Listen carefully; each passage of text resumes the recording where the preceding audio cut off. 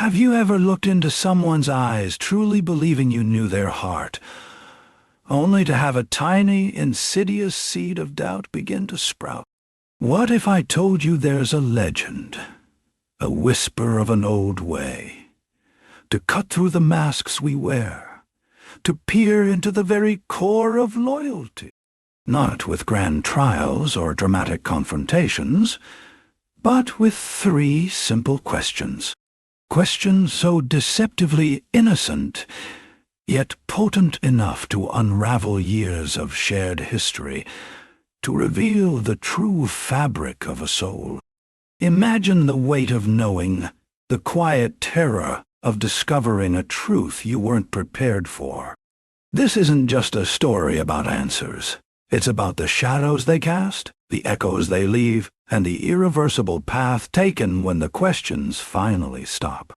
Elias, a man whose life had been a pilgrimage through the labyrinthine corridors of literature, found his truest solace not in the pristine pages of new releases, but within the venerable, dust-laden shelves of his grandfather's old bookstore. It was here, amidst the silent whispers of forgotten narratives, that he most often lost himself. One particular rain-slicked afternoon, the city outside a blurred canvas of gray and silver, he was sifting through a stack of first editions. His fingers, trained to detect the subtlest nuances of paper and print, brushed against a familiar, yet strangely alien, volume, a collection of Robert Frost's poems. As he carefully opened it, a faint, almost spectral inscription met his eye. To test loyalty, ask 3 cues. The words, stark against the aged flyleaf, were a sudden, sharp intake of breath for his soul. They pulled at a thread woven deep into the fabric of his past, awakening an old, persistent uncertainty, a phantom echo of a doubt headlong tried to bury. Sometimes the past isn't a place you revisit, but a current that pulls you under, especially when it concerned Silas. Elias found himself drifting, as if through a half-remembered dream, to sun-dappled quadrangles and the hushed scent of turning pages. There, amidst the whisper of ancient oaks that had witnessed centuries of fleeting ambition, his bond with Silas bloomed. They were 2 halves of an unwritten epic, Elias and Silas, aspiring writers whose loyalty seemed as immutable as those venerable trees.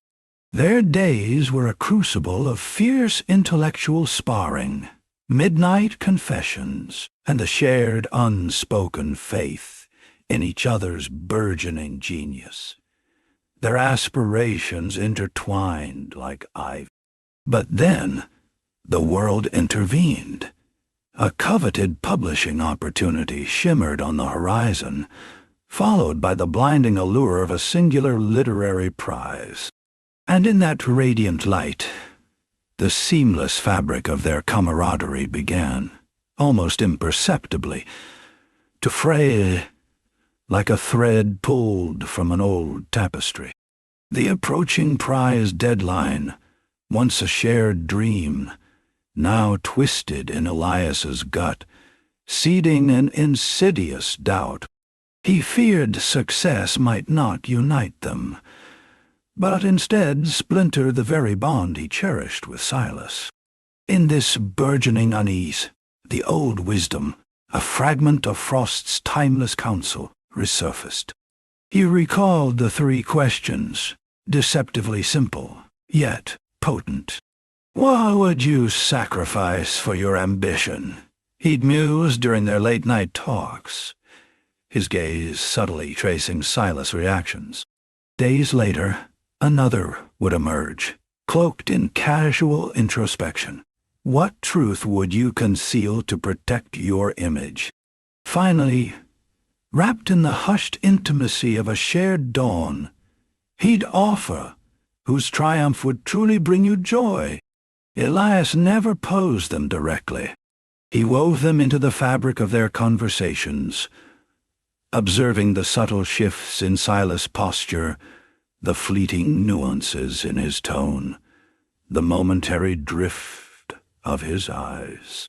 He watched, his heart heavy, desperately hoping to dispel the growing unease, to find solace in those quiet reflections. The words Silas offered, while draped in the mantle of innocence, left Elias with a chilling disquiet. He found himself replaying the conversation, searching for the telltale pauses, the almost imperceptible tremor in his friend's voice.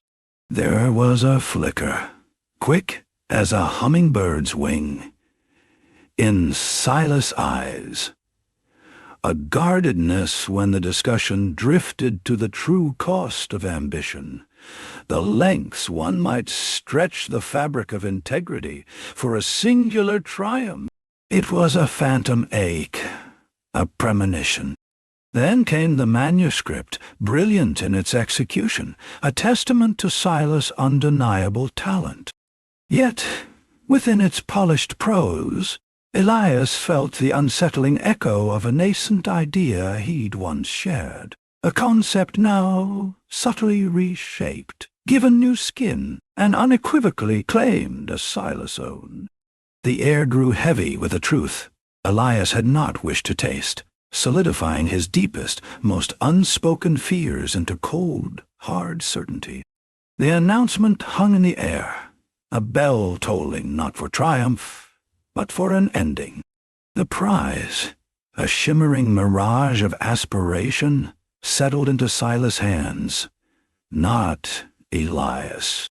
It was a victory uncelebrated, a hollow echo in the space where their shared dreams once resided. Instead of a bridge, it became a chasm, silent and unyielding.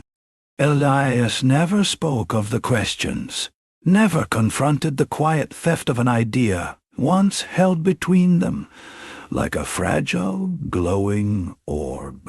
There was no thunder, no accusation, only a retreat, a quiet unspooling from the vivid tapestry of their past. Their bond, once a symphony of understanding, attenuated into a respectful, yet profoundly distant acquaintance. Like a half-remembered dream, the vibrant hues of their camaraderie bled into a muted sepia. What remained for Elias was a profound melancholy, a phantom limb ache for a friendship irrevocably lost. Not to argument, but to the silent, insidious erosion of a trust betrayed. Elias's gaze drifted over the spines of forgotten tales, each title a silent testament to the years that had slipped by, leaving only ghosts and the faintest scent of old paper. The dust motes dancing in the shafts of late afternoon sun seemed to carry the weight of those vanished days, each a tiny, shimmering particle of memory.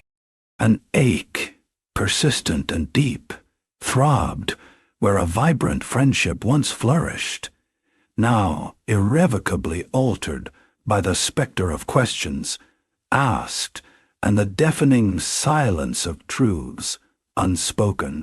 Had the legendary 3 questions, those deceptively simple tools, been a foolish pursuit, a clumsy instrument that carved an inevitable rupture?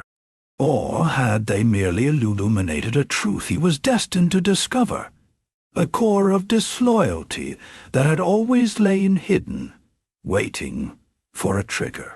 This old bookstore, once a sanctuary of shared dreams, now felt like a tomb for beautiful, shattered ideals, echoing the profound, unsettling quandary: were some loyalties best left undisturbed, allowed to thrive in the dim